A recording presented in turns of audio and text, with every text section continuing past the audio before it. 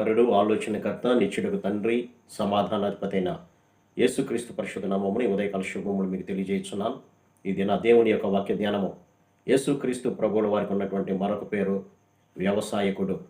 అందుకనే యోహాను సువార్త 15వ అధ్యాయం 1వ వచనంలో నేను నిజమైన ద్రాక్షవల్లిని, నా తండ్రి వ్యవసాయకుడు అని అంటాడు. అవును ప్రియులరా, యేసుక్రీస్తు ప్రభువారు మంచి వ్యవసాయకుడు. అనగా ఈ లోకంలో మనుష్యులు వ్యవసాయం చేసేటువంటి వారు వారి తోటలో రకరకాలైనటువంటి కూరగాయలను పండిస్తూ ఉంటారు. అలాగే రకరకాలైనటువంటి వాణిజ్య పంటలను వరి కానివ్వండి, గోధుమ కానివ్వండి, చెరుకు కానివ్వండి పండిస్తూ ఉంటారు. ఆ పండించేటప్పుడు పంట యొక్క ఫలాన్ని తీసుకోవాలని వారు రెయ్యింబగళ్ళు దాన్ని కనిపెట్టుకొని జాగ్రత్తగా చూస్తూ ఉంటారు ప్రియులారా. ఏ సమయానికి ఏ మందు వేయాలో, ఏ సమయానికి నీళ్లు పెట్టాలో, ఏ సమయానికి కోత కొయ్యాలో, ఒకవేళ ప్రకృతి విపత్తులైనటువంటి తుఫానులు, వర్షాలు వచ్చినప్పుడు పంటను ఎలా కాపాడుకోవాలో వారు అనుదినము జాగ్రత్తగా గమనిస్తూ ఆ పంట చేతికి వచ్చినప్పుడు ఎంతో సంతోషాన్ని వ్యక్తం చేస్తారు. మరి మన పరమ తండ్రి అయినటువంటి యేసుక్రీస్తు ప్రభువారు కూడా ఒక మంచి వ్యవసాయకుడిగా మనకి ఇక్కడ కనపడుతున్నారు. ఆయన చేసేటువంటి వ్యవసాయం ఏంటి అని కనుక ఆలోచన చేస్తే, ఆయన గురించి యెషయా గ్రంథము 5వ అధ్యాయంలో రాస్తూ, నా ప్రియుని గురించి పాడేదను వినుడి, అతని ద్రాక్ష తోటను బట్టి నాకు ఇష్టడైన వాని గురించి పాడేదను వినుడి. సత్తువ భూమి గల కొండ మీద నా ప్రియునికి ఒక ద్రాక్ష తోట ఉండెను. ఆయన దానిని బాగుగా తవ్వి రాళ్లను ఏరి అందులో శ్రేష్టమైన ద్రాక్ష తీగలను నాటించెను. వాటి మధ్యన బొరుజు ఒకటి వేయించి ద్రాక్ష తొట్టి తొలిపించెను. అవును, సత్తువ భూమి గల కొండ మీద ఒక ద్రాక్ష తోట ఉండెను. అవును, ఇశ్రాయేలు జనాంగమే దేవుడు ఏర్పాటు చేసుకున్నటువంటి జనాంగం. ఆయన ఒక శ్రేష్టమైనటువంటి ప్రదేశంలో నా బిడ్డలు ఉండాలనేటువంటి ఆలోచనతో ఐగుప్తు నుంచి కానాను అనేటువంటి పాలు తేనెలు ప్రవహించేటువంటి మంచి శ్రేష్టమైనటువంటి ప్రాంతంలో తన యొక్క బిడ్డలను ఉంచాడు పిల్లలు. అయితే దానిని బాగుగా తవ్వి రాళ్ళను ఏరి అందులో శ్రేష్టమైన ద్రాక్ష తోట తీగలను నాటించను. అది ఎలాంటిదంటే దాని యొక్క గెలనే ఇద్దరు పట్టుకుని వచ్చేటువంటి శ్రేష్టమైన సారవంతమైనటువంటి నేల అది. కాబట్టి అంత శ్రేష్టమైనటువంటి పాలు తేనెలు ప్రవహించేటువంటి ప్రదేశం లాంటి ప్రదేశంలోనికి ఆయన ఇశ్రాయేలు జనాంగాన్ని ప్రవేశపెట్టారు. కానీ ద్రాక్ష పండ్లు ఫలింపవాలని ఎదురు చూచెను, కానీ అది కారు ద్రాక్షలు కాసెను.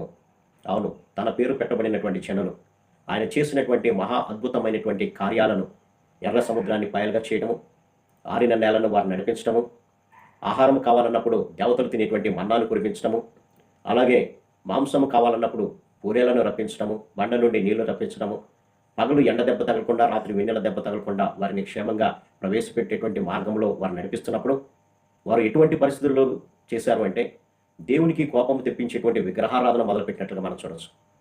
అందుకని ఇక్కడ అన్నాడు, ఇంత నేను దానిని బాగుగా తవ్వి రాళ్లను ఏరి అందులో శ్రేష్టమైనటువంటి ద్రాక్ష తీగలను నాటించాను.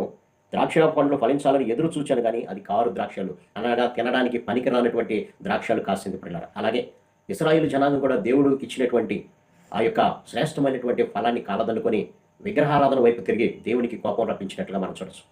ఈనాడు మనం కూడా అంతే. దేవుడు మనల్ని అనుదినము పోషిస్తూనే ఉన్నాడు. భూమి మీద మనల్ని కూడా జీవముతో ఉంచి మనం అనుదిన పోషణ నిమిత్తమే పని చేసుకోవడానికి కావాల్సినటువంటి సామర్థ్యాన్ని ప్రభువు మనకు దయచేసి మనము మాత్రము దేవుడు చేసినటువంటి మేళ్లను మర్చిపోయి మనకిష్టమైనటువంటి త్రోవలు నడుస్తూ దేవునికి ఆయాసకరంగా మారే మనమందరం కూడా మన జీవితం ద్వారా ప్రభువుకి ఆయాసం తెప్పించేటువంటి వారుగా అయ్యాం. మన యొక్క ప్రవర్తన, మన యొక్క మాట తీరు, మన యొక్క చూపు ద్వారా, ఈ అన్నిటి ద్వారా లోకాశలను నెరవేర్చుకుంటూ దేవుని ఉగ్రతకు పాత్రలైనట్లుగా మనం గమనించలేరా. కానీ మంచి వ్యవసాయకుడైనటువంటి యేసుక్రీస్తు ప్రభు ఇలాగ మనము నశించిపోతుంటే చూస్తూ ఉండలేడు ప్రియులారా. అందుకనే లూకాసు వార్త 13వ అధ్యాయంలో కనుక మనం చూస్తే 6వ వచనంలో, ఒక మనుషుడికి ద్రాక్ష తోటలో అంజూరపు చెట్టు ఒకటి నాటబడి ఉండెను. ఆ అంజూరపు చెట్టే మనమందరం కూడా ప్రియులారా.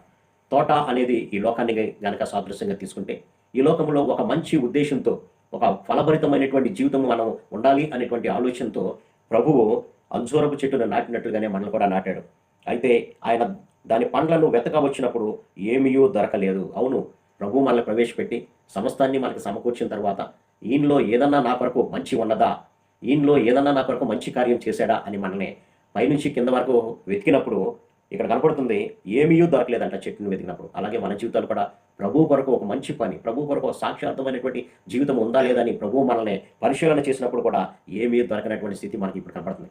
ప్రతివాడు త్రోవ తప్పి పనికి మాలిన వారయ్యారని రోమాపత్రికలో కనపడుతుంది. అలాగే మానవుని యొక్క హృదయం బాల్యం నుంచి చెడ్డదని ఆది కాండంలో కనపడుతుంది. మనం కూడా అలాగే ఉన్నాం. ఒక మంచి ద్రాక్ష ఫలము ఫలించాలని ప్రభు లేదంటే ఒక మంచి అంజూరపు ఫలాన్ని ఫలించాలని దేవుడు ఎలా ఆశించాడో మనం కూడా దేవుని కొరకు ఉండాలని ప్రభు ఆశపడ్డాడు. కానీ మనం మాత్రము మంచి ఫలాలు ఇవ్వలేనటువంటి స్థితిలో ఉంటే, అయితే ఇక్కడ ఈ అంజూరపు చెట్టున పండ్లు వెతకవచ్చును కానీ ఏమీ దొరకలేదు. దీనిని నరికి వేయము, దీనివలన ఈ భూమి ఎలా వ్యర్థమైపోవాలని ద్రాక్ష తోట మానితో చెప్పాను. అయితే వాడు, అయ్యా నేను దాని చుట్టూ త్రవ్వి ఎరువు వెయ్యి మట్టుకు ఈ సంవత్సరం కూడా ఉండలేము, అది ఫలించిన సరే, లేని ఎడలా నరికి వేయదమని అతనితో చెప్పాను. అవును, ఈ ద్రాక్ష తోటను సాగు చేస్తున్నటువంటి వ్యక్తి ఏ విధంగా అయితే యజమానుని బతులాడుతున్నాడు, అయ్యా ఈ సంవత్సరం మరింతగా అది ఫలభరితం అయ్యేటట్టుగా నేను దానికి కావాల్సిన ప్రతి పోషకం ఇస్తానని, ఇంకొక సంవత్సరం ఉండని అని ఏ విధంగా అయితే బ్రతిమలాడుతున్నాడో, మన ప్రభు అయినటువంటి యేసుక్రీస్తు కూడా తండ్రి అయినటువంటి దేవుణ్ణి బ్రతిమలాడుతున్నాడు. అయ్యా ఈ సంవత్సరం కూడా అతనికి మరింతగా వాక్యాన్ని నెరవేర్పిస్తాను, మరింతగా అతనికి కావాల్సిన సమస్త ఈవులను నేను దయచేస్తాను, అతనన్నా మాట్లాడేమో చూద్దాం అనేటువంటి ఆలోచనతో ప్రభు ఒక గొప్ప వ్యవసాయకుడిగా మన పట్ల కనపడుతున్నాడు. కాబట్టి ఈ నూతన సంవత్సరంలో ప్రభువు మరొక సంవత్సరం నాకు ఇచ్చాడని దేవుని స్తుతిస్తూ మనలో ఉన్నటువంటి ప్రతి వ్యర్థతను తీసివేసుకుని ప్రభు కొరకు సాక్షిగా నిలబడితే మన మంచి దాసుడా అని అంటాడు ప్రభు. లేదంటే ఇక్కడ అంటున్నాడు, దానిని నరికివేయి. నరికివేస్తే మహాభయంకరమైనటువంటి అగ్నిగుండం కూడా మనం పడవలసి వస్తుంది పట్టారా. కాబట్టి మన జీవితాలను సరిచేసుకుని ఈ వాక్యం ద్వారా ప్రభు ఒక మంచి వ్యవసాయకుడు, దాంట్లో ఉన్నటువంటి రాళ్ళని తీసి శ్రేష్టమైనటువంటి జీవితాన్ని మనకిస్తే, మనం దేవుని కొరకు వాడబడకుండా మన స్వార్థం కోసం, మన అసూయ కోసం, మన ద్వేషాల కొరకు, ఈ లోకాశల కొరకు మన జీవితాన్ని వాడుకుంటున్నా మేము ఆలోచన చేద్దాం. అలా వాడుకుంటుంటే ప్రభు అంటున్నాడు, ఆ చెట్టుని ఏ విధంగా అయితే నరికి వేస్తారో అలాగే నిన్ను కూడా తీసివేస్తాను, అగ్నిగుండంలో పడవేస్తాను అంటాడు.